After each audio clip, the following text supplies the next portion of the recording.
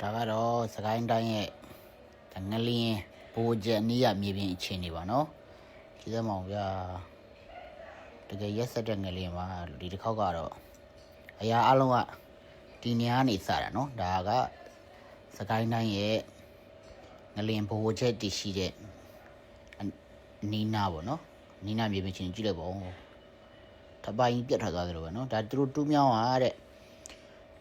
ဒီအဖြောင်းတူးထားပြီပဲအခုငလင်းလှုပ်သွားတော့တူးမြောင်းတစ်ဖက်ကိုရွေ့သွားတယ်နော်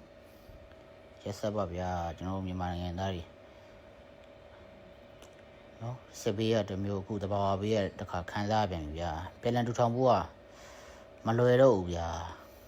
အားလုံးလဲကြည့်စိုက်ကြပါနော်